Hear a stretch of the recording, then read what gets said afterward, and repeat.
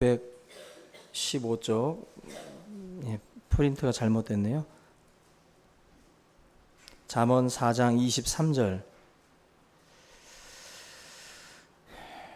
같이 우리 봉독하겠습니다. 시작. 모든 지킬 만한 것 중에 더욱 내 마음을 지키라. 생명의 근원이 이에서 남이니라. 아멘. 네, 오늘은 아름다운 멘탈의 소유자라는 제목으로 우리 하나님 말씀 나누겠습니다.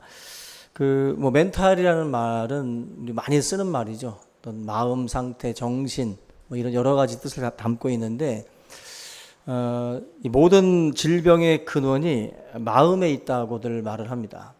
마음이 병들고 마음에 무너지면 그때부터 흔히 말하는 이제 면역 기능도 떨어지고 병에 이제 노출이 되게 됩니다. 그러나 마음이 평안하면 건강해지죠. 마음의 근심은 뼈를 썩게 한다 그랬어요. 마음의 근심은 한마디로 이 모든 병의 근원이 이 마음의 상함에서부터 시작이 된다라는 것입니다. 그래서 상한 마음은 결국 삶을 파괴하기 때문에 오늘 이 본문의 말씀이 의미하는 바가 굉장히 크다고 볼 수가 있어요. 생명의 근원이 어디에서 난다? 마음에서 난다는 거예요. 생명이라고 하는 것 자체가 싹이 나고 이제 뭔가 시작되고 출발하는 어떤 그런 그 생명의 출발지가 어디냐라고 할 때 마음이라고 말씀을 해요. 마음을 잘 마치 그 물의 근원지를 우리가 잘 지키면 그 수원지를 잘 지키면 계속해서 깨끗한 물들이 흘러가잖아요. 그런 것처럼 우리의 삶에 가장 그 근원지가 어디냐면은 마음이라는 거예요. 그래서 그 마음을 저희들이 잘 지키면 그 사람은 언제든지 무언가를 다시 할 수 있고 상처나 아픔이나 고통들을 다시 이겨내고 시작할 수 있다라는 것입니다. 그런 점에서 지금 우리가 그 주저앉아 있다라고 한다면 그 원인은 마음에 상처가 있기 때문이다라는 거죠. 그래서 그 부분을 다루지 않으면 사실 우리가 어떤 그런 압박이라든지 그런 상처 가운데서 빠져나올 수가 없습니다. 우리 잘 아는 다윗이 그 받았던 압박은 굉장히 커요.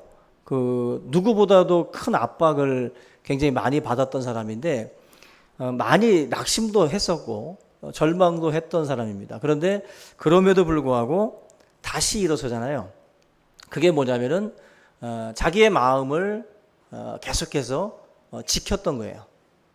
그러한 상황에 노출됐을 때 그때에 내가 지금 지켜야 될 것이 마음이다라고 생각을 하고 이 마음이라고 하는 이 부분을 어떻게 하든지 잘 간도리를 해서 지켜나가려고 부단히 노력한 것이 바로 다윗입니다. 여러분들 그 마음이라는 것은요, 쳐다만 봐도 치유가 돼요. 우리는 우리 마음을 쳐다보는 경우들이 극히 드물어요. 우리는 우리 자신을 보는 것을 두려워합니다. 우리 자신이 마치 내시경이죠. 이런 것들이 내 몸으로 들어오는 거 불편하기도 하지만 좀 두렵기도 하잖아요. 뭔가 노출되는 게. 그리고 뭔가 내가 몰랐던 것들이 드러날까 봐라도 두려워지는데 마음을 본다라는 거, 마음을 성찰한다라는 게 굉장히 중요한데 우리는 그걸 자꾸 피해요. 근데 마음을 치유하는 방법입니다. 마음을 치유하는 방법 중에 하나가 뭐냐면은 마음을 쳐다보는 거예요. 여러분들이 자주 성찰한다 그러잖아요. 자기의 마음을 보면서 내가 지금 어떤 상태지, 내 마음을 이렇게 한번 바라보는 거. 거기에서 우리의 마음의 치유가 시작이 됩니다. 우리가 보통 어떤 어려운 일을 당하게 되면 하는 말들이 어떻게 하면 되지라는 말들을 많이 해요. 어떻게 하지? 다시 말하면은 뭔가 이 문제를 인식하기도 전에 정답을 찾으려고 해요. 정답이 뭐냐는 거죠. 근데 이 정답으로 인생을 풀지 못합니다. 정답을 모르는 게 아니라 정답을 알아요. 정답을 아는데도 이 인생 자체가 안 풀린다는 거예요. 이거는 뭘 말하냐면은 저와 여러분들이 치열하게 정답만 찾아다녀서는 안 된다는 거예요. 인생은 수동태라는 말이 있어요. 수동태. 내가 단지 어떤 그 열심만 낸다고 해서 일이 되는 게 아니에요. 일이. 우리는 어떻게 보면은 그 흔히들 뭐 된다, 됐다, 받았다라는 식으로다가 뭔가 내가 한 것이 아니라 어떤 일들이 이렇게 이루어져 가는 경우들을 우리 많이 봅니다. 그래서 인생을 수동태라고 말을 해요. 우리는 어떻게 보면은 주어지는 것 받아들이고 또 거기에 대해서 감사하고 반응하는 뭐 그런 식으로 우리가 살아간다고 보시면 됩니다. 우리가 이 다윗을 보게 되면 사람들이 하는 말이 종일 네 하나님이 어디 있느냐, 네 하나님이 어디 있느냐라고 자기한테 이제 묻는다는 거예요. 그러면서 내가 낭망하고 내가 지금 불안해합니다라고 고백을 합니다. 이 시편 42편에서 하고 있는 이 고백이 다윗이 지금 자기의 상태, 자기의 마음을 이렇게 쳐다보면서 하나님 내 상태가 내 마음이 이렇습니다라고 하나님 앞에 이제 내어놓는 건데 그것이 사실은 치유가 되는 순간이에요. 그것이. 내가 하나님 낙심돼 있고 내가 지금 침체돼 있고 내가 지금 마음이 굉장히 불안합니다. 내 마음을 내가 읽고 내가 그것을 하나님 앞에 고백하는 것. 그게 지금 다윗이 하고 있는 일이에요. 사람들 중에는 난 괜찮아 라고 하는 말들을 많이 해요. 괜찮아. 근데 이런 식으로 자꾸 뭔가를 부정하는 식으로 나가면 안 되고 내 삶을 똑바로 보고 내 마음을 똑바로 보고 내 상태를 똑바로 봐야 돼요. 그리고 그 상태를 하나님 앞에 고백하는 거예요. 거울을 보듯이 내 마음을 보면서 그래서 여러분들 그 쳐다만 봐도 치유된다. 내 마음을 이렇게 볼 수만 있어도 거기에서부터 치유가 시작된다는 것을 명심하시고 오늘 이 시간 이후에 여러분들의 마음 상태에 대해서 한번 가만히 보셔야 돼요. 그 마음 상태를 잘 진단을 하고 하나님 앞에 설 때에 하나님께서 그 마음을 만져주시리라고 믿습니다. 우리가 이 마음이라고 하는 것도 하나님 앞에 가는 우리의 마음이 사실은 진실해야 되는데 여러분들이 이 예배 자리에 나올 때에 우리가 기대하는 건 뭐냐면은 하나님과의 만남이에요. 사실 하나님과 내가 만나야 되는데 진짜와 진짜가 부딪혀야 되는데 진짜와 가짜가 부딪히게 되면 여기 문제가 생깁니다. 내가 내 마음의 어떤 그 진짜를 가지고 하나님 앞에 여러분들이 나올 때 거기에서 이제 큰 역사가 일어나는 거예요. 하나님 앞에 그 애통하는 마음, 이거 진짜예요. 애통하는 마음, 또 간절한 마음, 이제 통회하는 마음이 그게 진짜거든요. 그 진짜인 자기의 마음을 가지고 하나님 앞에 나가면 하나님과의 만남이 이루어져요. 거기에. 믿습니까? 하나님과의 만남은 진짜로 여러분들이 나와야 되는 거예요. 진짜로. 외식으로 나오면 안 되고 하나님 앞에 내 마음을 진짜를 가지고 나오셔야 돼. 진짜를 가지고. 예배라고 하는 것은 굉장히 중요해요. 우리는 하나님을 모르지만 하나님은 우리 마음을 보신다 그랬어요. 우리 마음, 중심을 보신다 그랬어요. 다시 말하면 도대체 너가 들고 온 진짜가 뭐냐. 그 진짜를 보신다는 거예요. 그 진짜를 가지고 하나님 앞에 나와야 우리의 예배가 역사가 일어나는 거예요. 예배를 통해서 하나님의 치유가 일어나고 또 회복의 역사들이 거기에서 일어날 수 있다는 것입니다.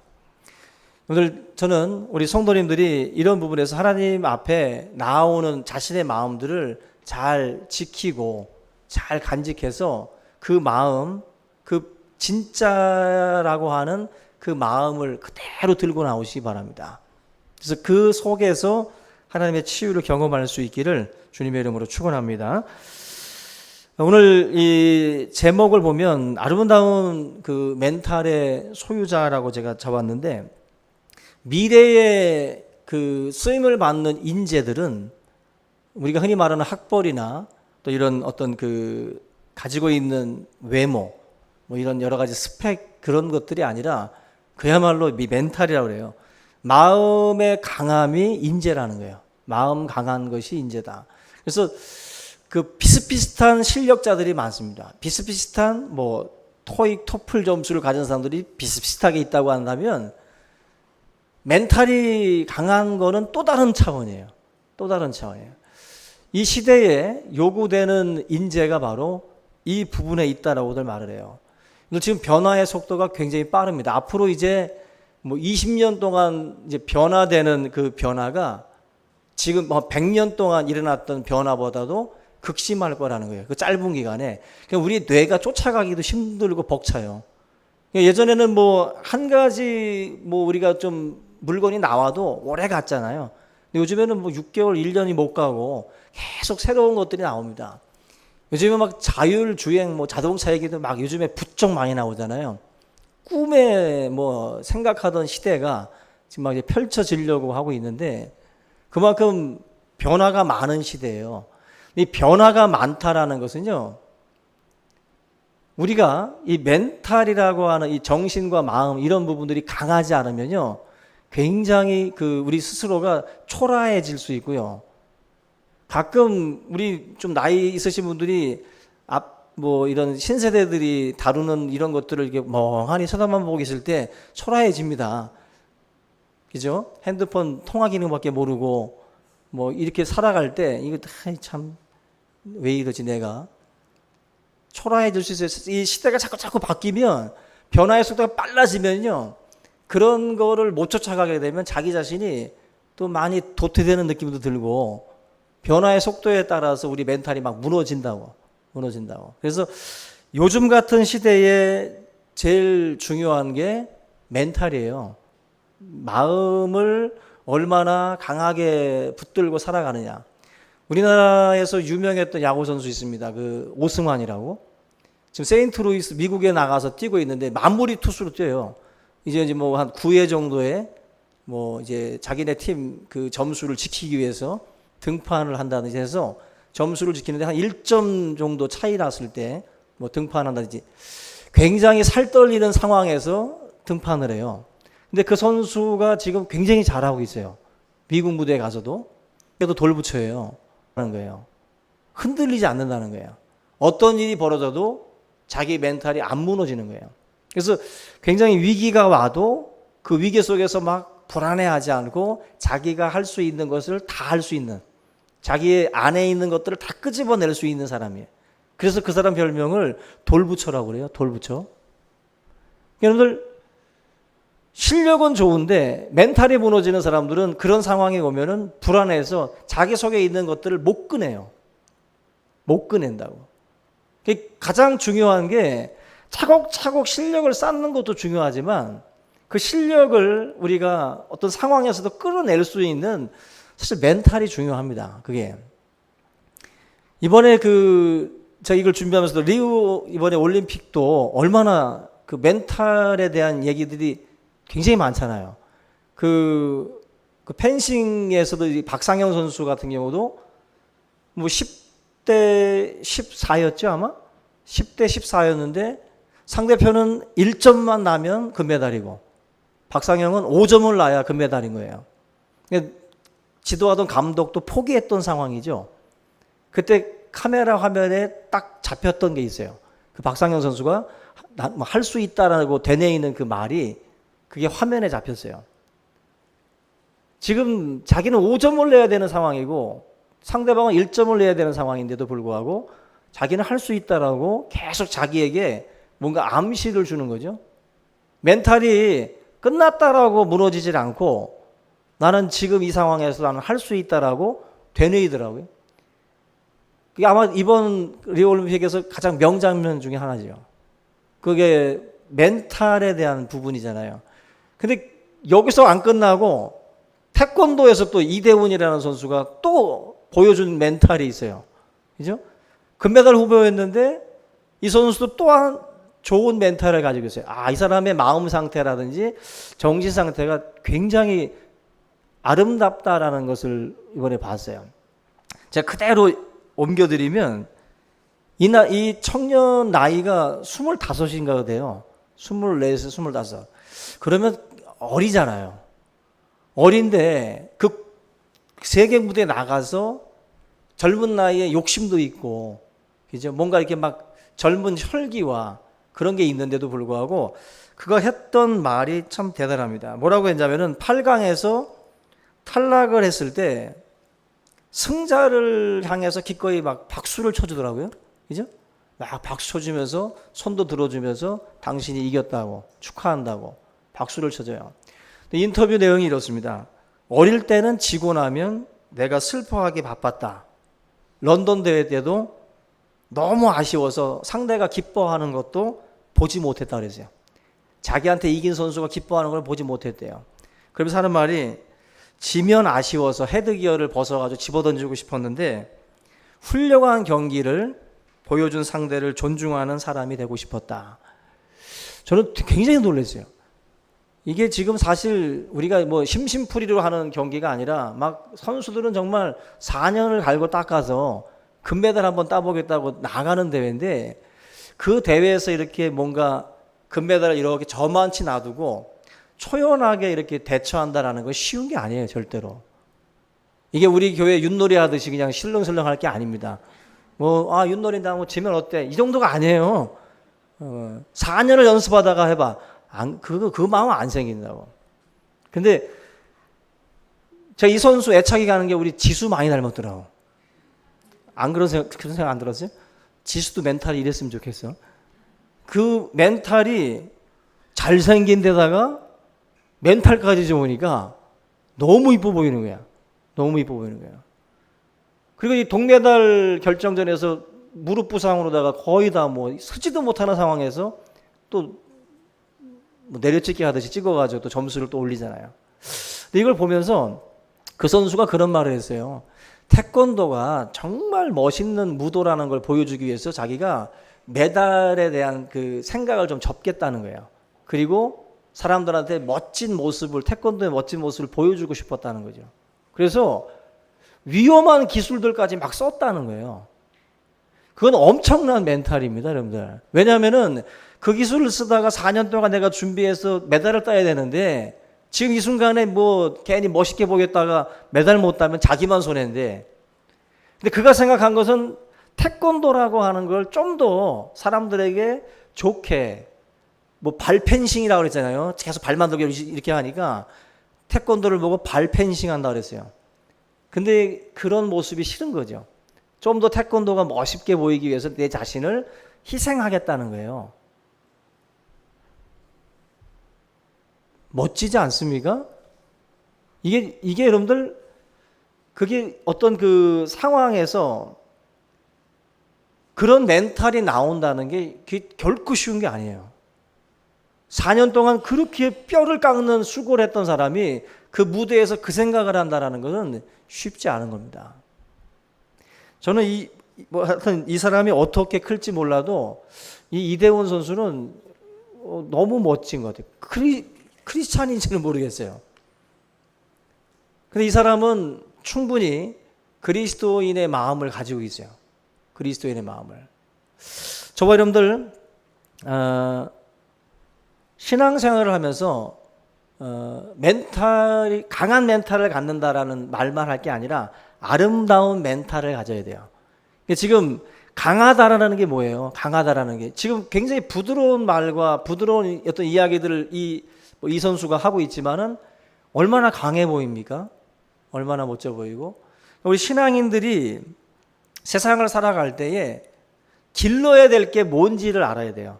내가 앞으로 길러야 될 것, 내가 키워 나가야 될 것이 단순히 이런 그 실력만을 기르는 게 아니라는 거예요.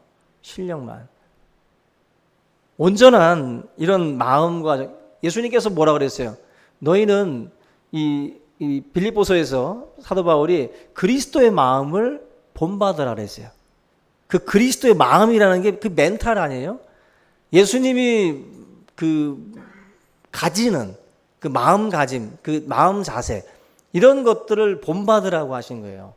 그게 바로 아름다운 멘탈의 소유자가 되는 거예요. 아름다운 멘탈에. 그러니까 이 상황에서 어떻게 저런 말이 나올까? 어떻게 저 상황에서 저 사람은 저런 말을 하고 양보하며 떠날 수 있을까?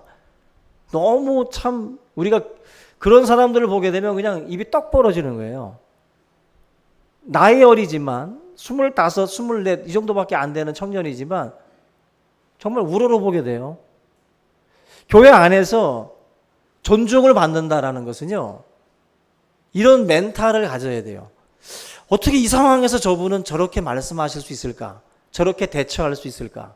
그게 바로 우리에게 도전을 주는 거예요. 감동을 주고. 그래서 앞으로 실력을 기르는 것도 중요하지만 우리 멘탈을 좀, 좋은 멘탈, 아름다운 멘탈을 가질 수 있기를 주님의 이름으로 부탁을 드립니다. 그러려면 십자가의 그 정신으로, 그리고 예수 그리스도의 그 마음으로 우리가 무장하고 그리고 나가야 돼. 그러면 저와 여러분들이 우리를 향해서 정죄하고 나를 향해서 손가락질하고 비난하는 사람들이 있어도 내 마음 가운데 가지고 있는 하나님의 말씀과 십자가의 은혜가 이 모든 것들을 다 떨칠 수 있어요. 떨치고 나갈 수 있다는 거예요. 근데 그 십자가의 은혜를 가지고 우리가 살아가야 돼요. 이 멘탈이 약한 사람들은 보면은 숨습니다. 숨고 피하고 잠수 타고 막 사라져버려. 뭐 갑자기 교회에서 사라져버리고 한 달간 안 나오고 2달간 안 나오고 또 갑자기 또 나타나고. 멘탈이 약한 거거든요. 그러지 말고, 숨지 말고 피하지 말고 싸워 이기셔야 되는데, 여러분들 그 링겔만 효과라는 게 있는데요, 1대1로 만약에 줄다리기를 하면은 100% 힘을 쓴답니다. 100%. 근데 2대2로다가 줄다리기를 하면 표정들은 최선을 다해 보이는데 93%만 쓴대요. 근데 3대3으로 줄다리기를 하면 85%만 쓴답니다. 각자가. 그리고 8대8로 하면 49%. 100대 100으로 하면 9%만 쓴대요. 표정만 이렇게 하고 있고 새끼손가락으로 땡기는 거지. 그냥. 군중 속에 그냥 묻혀버리는 거예요. 힘을 안 쓰는 거예요. 힘을 안 쓰는 거예요. 링겔만 효과라는 게 그거예요. 이 한마디로 이 모두의 책임은 그 누구의 책임도 아니다라는 말이 있어요. 모두가 책임져 그러면 아무도 안 해요. 군중 속에 다 묻힌다고. 멘탈이라는 것도요, 보면은 이 무리 속에 그냥 숨는 사람들이 있어요. 무리 속에 숨어가지고 그냥 9%, 뭐 조금밖에 힘을 발휘하지 못하는, 하나님이 주신 백을 쓰지 못하고 그 멘탈이 무너지니까 그냥 피하고 숨는 거예요. 그냥 거기서 자기가 끌어당길 수 있는 힘을 쓰지 못하는 거예요. 이 안에 지금 한 200명 있잖아요 지금. 근데 이 안에서 멘탈이 강한 거예요. 지금 제가 200명 정도 있는데 지금 여기서 같이 힘을 써야 되는데 지금 앉아가지고 9%만 쓰고 있는 시기예요. 9%만. 그러면 교회가 약할 수밖에 없는 거죠. 분명히 100이 모였으면 100이 합쳐지면 엄청나야 되는데 그 힘이 안 나온다는 거예요. 그냥 나야 뭐 내가 뭐 하면서 멘탈들이 다 그 모양 그 꼴이야 다 그냥 무너져 있는 거예요. 그러면 안 된다는 거예요. 저와 여러분들의 이 마음 자체가 이 뭔가 이렇게 하나하나 하나님께서 결산하신다는 걸 아셔야 돼요. 뭉뚱그려서 계산하지 않습니다. 5달란트, 2달란트, 1달란트 각자 하나님이 결산해요. 여러분들, 우리를 팀으로 묶어가지고 계산하지 않는다는 거 아셔야 돼요. 하나님 앞에 다 개별적으로 하나님 앞에 서는 거예요. 개별적으로. 그걸 생각하면 내가 쓰고 있는 에너지가 지금 얼마나 내가 하나님 앞에 쓰고 있는가를 봐야 돼요. 지금 멘탈이 무너진 사람들은 익명 속에 숨어서 병들어요. 병든다고. 집단 속에 묻혀 있으면요, 성장 없습니다. 절대로. 여러분들, 자기 자신을 자꾸 그냥 묻어가려고 하면 안 돼요. 묻어가려고 하지 말고 군중 속에 묻혀 있지 말고 그럼 병들고 성장 없어요. 절대로.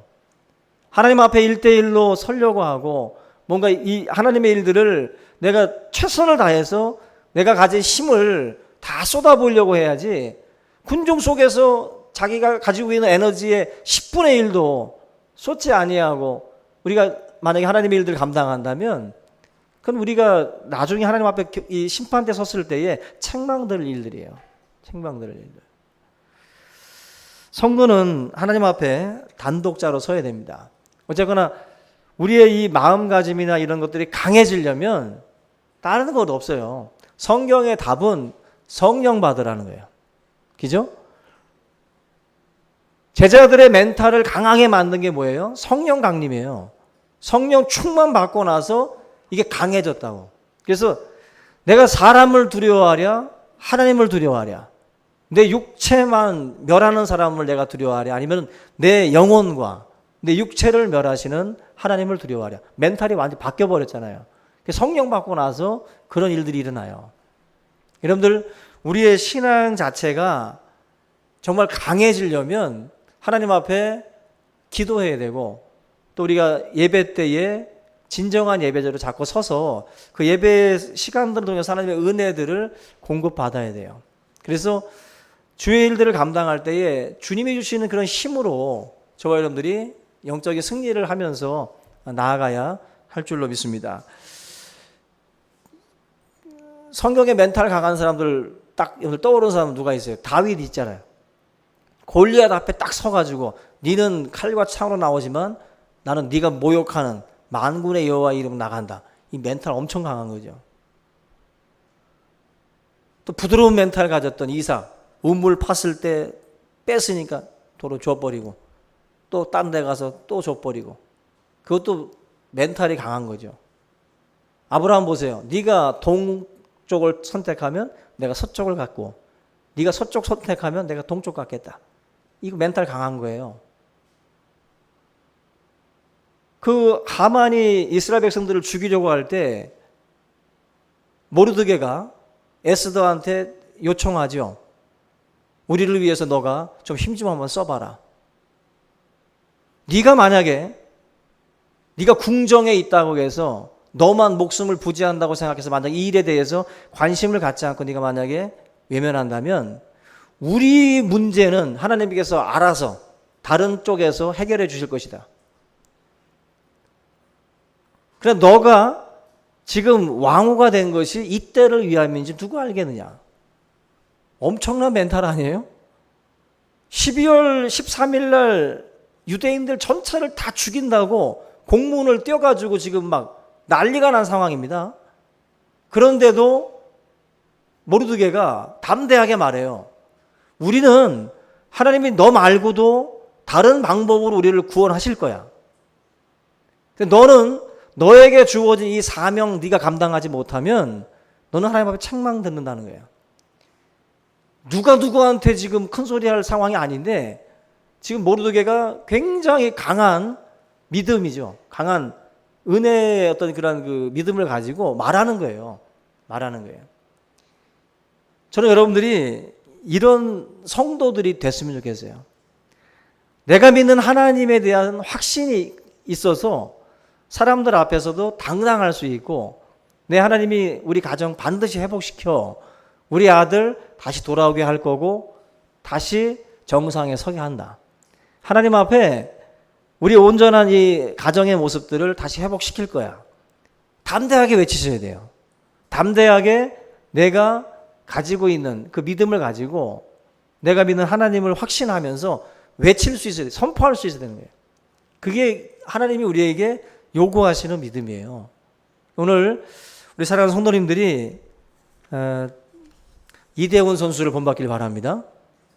그리고 박상영 선수를 본받고, 근데 성도들은 확실히 믿음의 사람 다윗, 모르드게 이런 수많은 영웅들, 믿음의 영웅들을 본받아서 정말 멘탈이 좀 강한, 그래서 아름다운 그런 우리 성도들이 다 될 수 있기를 주님의 이름으로 축원합니다.